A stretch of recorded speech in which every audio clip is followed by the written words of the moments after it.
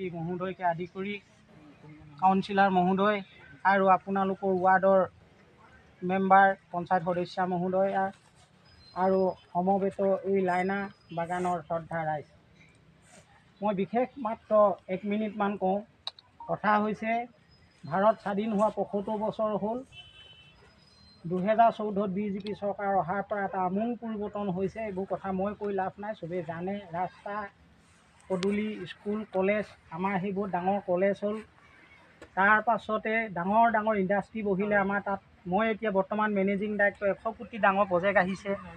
এতিয়া কথাটো হ'ল, এই মোদী চৰকাৰ দিনত আপোনালোকলৈ যিমানখিনি বিজেপি চৰকাৰে দিছে, এতিয়া আকৌ সেইদিনাখন প্ৰধানমন্ত্ৰী মোদী মহোদয় আহিলে, অমিত শ্বাহে আহিলে, নিৰ্মলা সীতাৰামে আহি কৈ থৈ গৈছে যে শ্ৰদ্ধা ৰাইজ, আমি অসমক কিমান দিলোঁ, আগত কি দিছিলে, এতিয়া কিমান দিলোঁ।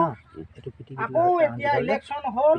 এই ইলেকশ্যনত যদি পুনৰবাৰ অসমত বিজেপি চৰকাৰ হয়, তেতিয়া আমি আৰু 2 লাখ লোৱা চাকৰি দিম, অৰুণোদয় 3000 কৰি দিম, 2 লাখ লোৱা চাকৰি দিম। আৰু এই যিবিলাক কলেজত পঢ়া ল'ৰা ছোৱালী সম্পূৰ্ণ ফ্ৰীকৈ পঢ়াম। আদিবাসী যিমান মানুহ বাগানত চব মাটি ম্যাদী ফুল কৰিম। এনেকৈ অনেক চুক্তি দিলে। তেখেতলোক সাধাৰণ মানুহ নহয়, তেখেতলোক ভাৰতৰ প্ৰধানমন্ত্ৰী।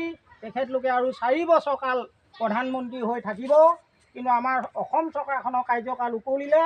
গতিকে পুনৰ 9 এপ্ৰিলত ইলেকশ্যন হ'ব। এই ইলেকশ্যনত যদি পূৰ্ণদমে বলিন আপোনালোকে ভাল পায় বেয়া পায় কথা নাই, নদীখন এটা জেগাত নাথাকে। সাগৰৰ লগত সম্বন্ধ নদী, নদীৰ লগত সম্বন্ধ বিল, বিলৰ লগত সম্বন্ধ জান-জুৰি।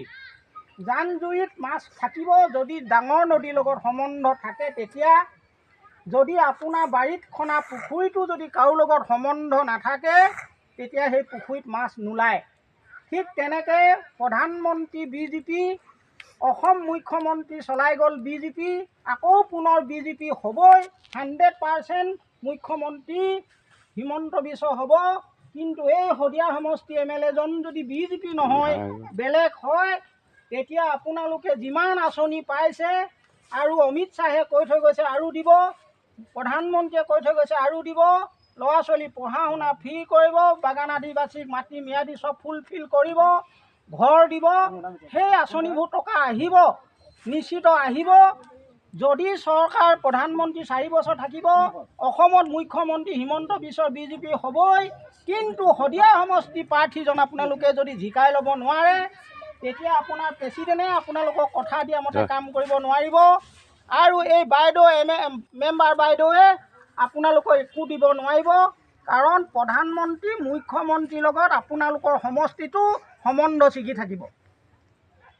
গতিকে সেই কাৰণতে মই অনুৰোধ কৰিছোঁ, যিমান আপোনালোকক শ্ৰদ্ধা দেখিলোঁ, নিমিষতে ইমান মানুহ আহি উপস্থিত হ'ল। এইসকলক যেনেধৰণে আজি প্ৰেচিডেণ্টে সুধিলে, কাৰো ডিমত নাই, সকলোৱে অৰুণোদয় পাইছে। আজি যিটো পইচা পাইছে, কালিলৈ 3000 হ'ব মাহেকীয়া। আপোনালোকৰ এই সমস্যা সমাধানৰ কাৰণে যদি আশা কৰিছ, তেতিয়াহ'লে প্ৰধানমন্ত্ৰী মোদীৰ লগত সম্বন্ধ ৰখাব লাগিব, হিমন্ত বিশ্ব শৰ্মাৰ লগত সম্বন্ধ ৰখাব লাগিব। সেই সম্বন্ধ ৰখাবৰ কাৰণে আপোনালোকৰ এই সমষ্টি পৰো বিজেপি দলৰ যিজন প্ৰাৰ্থী, তেখেতক জিকাই এই সূতাডাল একেলগত জইন কৰি দিব লাগিব। এই সূতাডাল যদি ছিগি যায়, ইয়াত যদি নিৰ্দলীয় প্ৰাৰ্থী বুলি কৈছোঁ, যদিও জাতীয় পৰিষদে উঠিছে, তেখেতলোক নিৰ্দলীয় হ'ব। কাৰণ জাতীয় পৰিষদে মাত্ৰ 10টা MLA উঠাইছে। সেই 10টা MLA গোটেই 10টাই জিকিলেও চৰকাৰ নহয়, কাৰোবাৰ তলত থাকিব লাগিব। আৰু তেখেতলোকে এই আপোনালোকৰ সমস্যাৰ কাৰণে, এই আপোনালোকৰ সমস্যা সমাধানৰ কাৰণে মুখ্যমন্ত্ৰী ডক্টৰ হিমন্ত বিশ্ব শৰ্মাই হয়তো শদিয়া সমষ্টিলৈ ফাণ্ড নপঠাব। হয়তো মুখ্যমন্ত্ৰীয়ে তেতিয়া শদিয়া সমষ্টিলৈ ফাণ্ড নপঠাব। শদিয়া সমষ্টিতে যদি ফাণ্ড নাহে, না প্ৰেচিডেণ্টে দিব পাৰিব, না আপোনালোকৰ ৱাৰ্ড মেম্বাৰ বাইদেৱে দিব পাৰিব। কোনেও দিব নোৱাৰে ফাণ্ড নাহিলে। এই সাগৰৰ লগত সম্বন্ধ, সাগৰৰ পাছত ডাঙৰ নদী, ডাঙৰ নদীৰ বিল, খাল কুৰুকা, জান জুৰিত মাছ সোমাবলৈ হ'লে সম্বন্ধ সূতটো থাকিব লাগিব। গতিকে শ্ৰদ্ধা ৰাইজক এইটোৱে ক'লোঁ, আপোনালোকে কোনো এটা বেলেগ ভাৱ ল'ব নালাগে। আমি ভোট দিলেও আমি ভোট নিদিলেও বিজেপি চৰকাৰ প্ৰধানমন্ত্ৰী মোদী 4 বছৰ থাকিবই। অসমত মুখ্যমন্ত্ৰী হিমন্ত বিশ্ব হ'বই। সকলোৱে মোবাইলত ফেচবুকত দেখি আছে। আৰু এই সমষ্টিটো আমি শদিয়াৰ আপোনালোকৰ ৰাইজৰ যিটো উদ্যম একাগ্ৰতা মই যিটো দেখিলোঁ, ইয়াতো নিশ্চিতভাৱে বিজেপি প্ৰাৰ্থী বলিন চেতিয়া জয়যুক্ত হ'ব। এইটো কথাও আমি কথা দি থৈ গৈছোঁ। আমিও কথা দি থৈ গৈছোঁ ৰাইজৰ আগত এই সন্ধিয়াবেলা। যদি MLA তেখেত উইনাৰ হয়, আপোনালোকে যদি বিপুল ভোটত জিকাই দিব পাৰে, গাখীৰভেটি পঞ্চায়তৰ পৰা যদি 100% নহ'লেও 80% যদি ভোটত জয়যুক্ত হয়, এই গাখীৰভেটি পঞ্চায়তলৈ অন্য পঞ্চায়তকৈ টকা ফাণ্ড বেছি আহিব। সভাপতিয়ে পাব, সভাপতি পোৱাৰ পাছত মেম্বাৰ বাইদেৱে পাব, মেম্বাৰ বাইদেৱে পোৱাৰ পাছত আপোনালোকক দিব।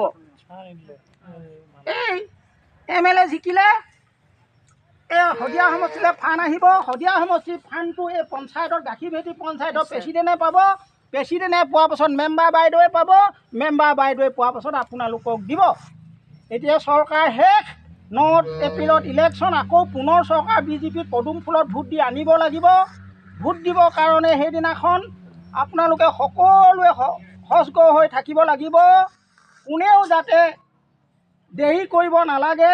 এনেই ফূৰ্তি কৰি কিবা এটা সুৰাপান কৰি সময় নষ্ট কৰিব নালাগে। প্ৰথমতে ভোট দি জয় জয় ময়কে সকলোৱে ভোটটো দি আপোনালোকৰ প্ৰধানমন্ত্ৰী আৰু মুখ্যমন্ত্ৰীৰ লগত খুঁটাডাল জইন কৰি দিয়ক। কথা দিছোঁ, আমিও আপোনালোকৰ এই গাখীৰভেটি পঞ্চায়তৰ কাৰণে মাত মাতিম। আৰু এই পঞ্চায়তৰ প্ৰেচিডেণ্টে যেনেকৈ কথা দিছে, মেম্বাৰ বাইদেউ তেনেকৈ আপোনালোকক সহায় কৰিব পাৰিব। গতিকে মোৰ সকলো ৰাইজৰ ওচৰত এইটোৱে বিনম্ৰ অনুৰোধ, অচিন পথৰ থোৱাও নলগাবা। কাহানিও কোনোদিন দুখে আপদে বিপদে সময়ত নেদেখা মানুহ এজনে আহি মাত্ৰ এজন MLA হ'বলৈ বহুত ফুলদাৰি লেকচাৰ দিছে। বহুত সুন্দৰ কথা ক'লেও কেৱল ভাষণে আপোনালোকৰ পেট নভৰে। মই ভাষণ দিলে আপোনালোকৰ পেট নভৰে। মই ধুনীয়া গান গালেও আপোনালোকৰ পেট নভৰে। পেট ভৰিব আপোনালোকৰ ল'ৰা ছোৱালীক খোৱাবলৈ আপুনি নিজেই ইনকম কৰিব লাগিব।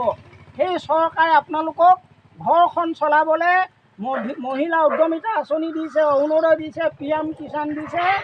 এই আঁচনিবিলাক লৈ আপোনালোকে উপকৃত হ'ব।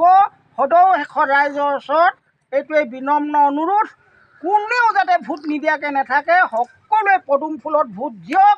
এইবাৰ অৰুণোদয় 3000 পাব। আৰু কিমান হাজাৰ অৰুণোদয় দিবৰ কাৰণে সেইদিনাখন ঘোষণা কৰি থৈ গ'ল। প্ৰধানমন্ত্ৰীও ঘোষণা কৰি থৈ গ'ল। এই আশাটোলৈ চাই বলিন চেতিয়া যোনেই নহওক বিজেপি পদুম ফুলত ভোট দি আপোনালোকে সুবিধাটো ল'বৰ কাৰণে মই অনুৰোধ জনাই মোৰ বক্তব্য সামৰণি মাৰিলোঁ। ধন্যবাদ। আমি এটা গান